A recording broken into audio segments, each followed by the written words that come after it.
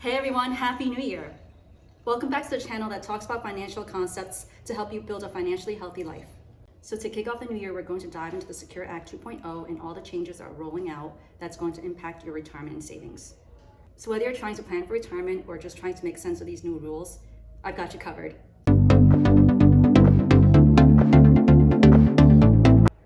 Hi, I'm Starr Taur, your financial fitness coach, here to empower you to become financially healthy and to live the life and retirement that you and your family deserve. Welcome to Wealthy Wednesday, where I talk about concepts related to long-term financial planning and wealth management. So the start of the new year often comes with a lot of resolution and goal setting and planning around how to achieve those goals. And these goals can be career-oriented, they can be personal, they can be fitness-oriented, and even financially fitness-oriented. So to help you with those financial fitness goals, I wanted to kick off the year by talking about the Secure Act 2.0 and some of the changes that are rolling out in 2025 related to your retirement and savings. So just a little background information. The Secure Act 2.0 was rolled out in 2022 by the Biden administration, and it made a lot of changes to help Americans save more for retirement. So while some changes took effect immediately, others were rolled out in subsequent years, with 2025 being a big year for updates. So here are some of the highlights that we'll cover today that are rolling out in 2025. Contribution limits for your retirement accounts, auto-enrollment in employer-based retirement accounts, student loan matching, which rolled out in 2024, part-time employee eligibility for 401k plans, and finally creating a lost and found database for job-based retirement accounts. That's a lot to unpack, so let's dive right in with those catch-up contributions. So in 2025, Secure Act 2.0 introduces some new catch-up contribution amounts for your 401k, 403b, or 457 plans. Not only will annual limits go up like they do every year, but older workers will also be eligible to have an additional catch-up contribution. For employees under 50 years old, they will not be able to contribute up to $23,500 to their 401k and similar types of retirement accounts, up from $23,000 in 2024. So for workers who are age 50 but under 60 years old, they're able to make an additional catch-up contribution of $7,500 in addition to that $23,500. So they're able to contribute up to a total of $31,000. So for workers aged 60 to 63, they can make an additional catch-up contribution of $3,750, or a total of up to $34,750 to their retirement account. So next we'll talk about automatic enrollment into your employer-based retirement accounts.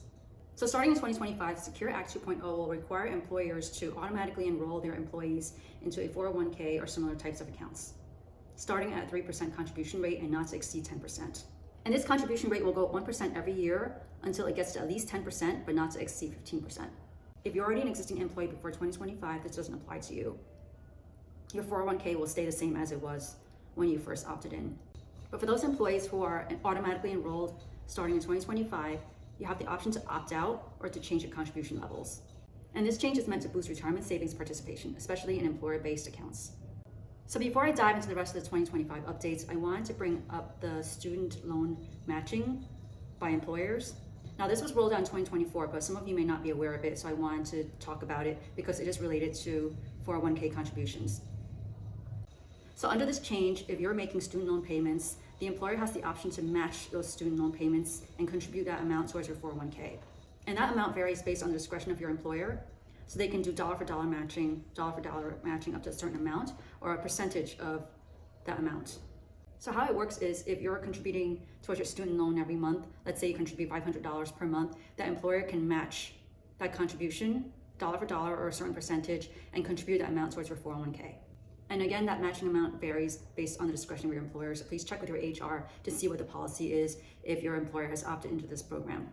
So for those of you with student loan debt, this might be a great incentive to look into if your employer participates in this option. Okay, so now let's go back to another 2025 change that's being rolled out. And this involves the eligibility of part-time employees to participate in their employers' 401k plans. So for years, part-time employees missed out on the opportunity to participate in their employers' 401k plans because of eligibility rules.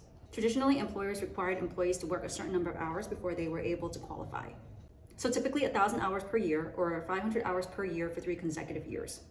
So under the Secure Act 2.0 2025 changes, that barrier is now lower. As part-time employees are now eligible to participate in their employer's 401k plans if they've worked 500 hours or more per year for 2 consecutive years. And this change was designed to help more part-time employees take advantage of retirement savings opportunities earlier. And finally, we'll talk about the lost and found database for employer-based retirement accounts. So we often lose track of our retirement accounts when we change jobs, especially if we don't roll them forward into our new employer's accounts, or we don't roll them and combine them with our other retirement accounts. And that happens because our former company might merge with another company, they might go bankrupt, or they might change plan administrators. And conversely, plan administrators often can't find the participants or beneficiaries of these retirement accounts because their contact information is not updated. Research has shown that the average American has about $55,000 in lost retirement accounts. So the good news is the Secure Act 2.0 has charged the Department of Labor to build a lost and found database for these employer-based accounts by the end of 2024, so that participants can find these lost retirement accounts. I did check the Department of Labor website for any updates on this database, and it looks like they're still gathering data from plan administrators. So it looks like they haven't rolled this out yet, but it's something to keep an eye on in Q1 or Q2 2025. So as a recap, the Secure Act 2.0 is packed with changes that can make a real difference to your financial future. So whether it's taking advantage of Catchup contributions for older employees, participating more in your employer-based retirement plans for both full-time and part-time employees, or even finding that lost retirement account that you had many employers ago, 2025 is the year to step up your financial fitness. So what do you think of these changes? Are you excited about any of them? Let me know in the comments below. And if you found this video helpful, please give it a thumbs up and subscribe to my channel for future content on financial fitness.